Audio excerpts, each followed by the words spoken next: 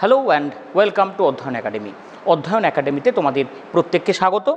আজকের এই short video সেশনে আমরা গ্রিন রেভলিউশন বা সবুজ বিপ্লবের যে উপাদান ছিল সেই উপাদানগুলির মধ্যে মেজর 5টা উপাদান সম্বন্ধে আলোচনা করব।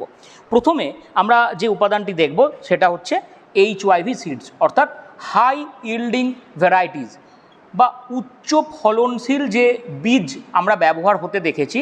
এই হাই ইল্ডিং ভ্যারাইটিস অর্থাৎ যে সমস্ত বীজের উৎপাদন ক্ষমতা আগের ব্যবহৃত বীজগুলোর থেকে অনেক বেশি, সেটা। এর কারণ কি? কারণ সবুজ বিপ্লবের অন্যতম প্রধান একটা উদ্দেশ্য ছিল খাদ্য উৎপাদনকে বৃদ্ধি করা। ভারতের মতো একটা দেশ যেখানে জনসংখ্যার তরুণ বৃদ্ধি হয় এবং সেই তুলনায় খাদ্য উৎপাদনের বৃদ্ধি কিন্তু হয় না, অর্থাৎ জনসংখ্যার বৃদ্ধিকে গতিময়তাকে ধরে রাখার জন্য খাদ্য উৎপাদন বাড়ানোটা প্রয়োজন ছিল। সেই কারণে ব্যবহার করা হয় HYV সিডস, স্পেসিফিক্যালি ধান এবং গমের ক্ষেত্রে আমরা সেটা দেখেছি প্রাথমিকভাবে।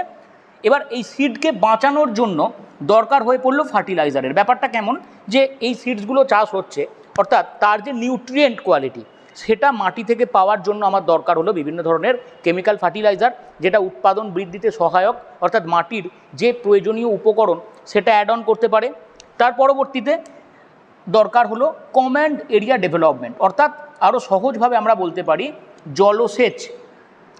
জলসেচ ব্যবস্থাটাকে বাড়ানোর প্রয়োজন পড়লো। কারণ এই যে বীজ, এদের চাষের জন্য প্রয়োজন হলো প্রচুর পরিমাণে জলের, এবং ভারতবর্ষ আমরা জানি মৌসুমি জলবায়ুর দেশ।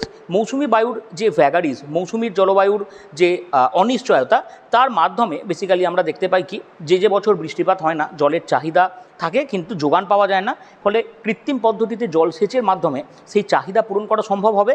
সেই কারণে কমান্ড এরিয়া ডেভেলপমেন্ট, অর্থাৎ এই যে একটা মাল্টিপারপাস রিভার ভ্যালি প্রজেক্ট, তাদের কমান্ড এরিয়া যে জায়গা পর্যন্ত জল পৌঁছে দিতে পারে সেই এরিয়াকে বাড়ানো হলো, অর্থাৎ ক্ষমতার পরিমাণকে বাড়ানো হলো, এবং সেই ব্যাপারে রেনোভেশন করা হলো।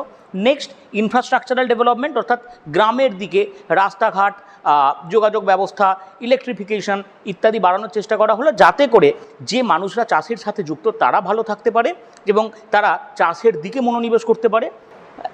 R&D, অর্থাৎ এমন ফসল ফলানোর চেষ্টা করা হবে বা এমন বীজ পরবর্তী সময়তে ব্যবহার করা হবে যেটা প্রকৃতিকে একদম সাস্টেনেবিলিটিতে রেখে করা সম্ভব হয়, অর্থাৎ প্রকৃতির সমন্বয় সাধন এবং ফসল উৎপাদন, এই দুটো বিষয় যাতে ঠিক থাকে এই বিষয়ের সাথে তুলনা করা হলো, যাতে করে একটা পরিবেশ মিত্র অবস্থায় ফসল উৎপাদন করা যায়, পরিবেশের ক্ষতি যাতে না হয়। এই ছিল মোট 5টা পয়েন্ট আমরা আলোচনা করলাম। এরকম ছোট ভিডিও বা আরও অন্যান্য টপিকের উপর গুরুত্বপূর্ণ আলোচনা দেখার জন্য তোমাদেরকে সাবস্ক্রাইব করে রাখতে হবে অধ্যয়ন একাডেমির অফিস।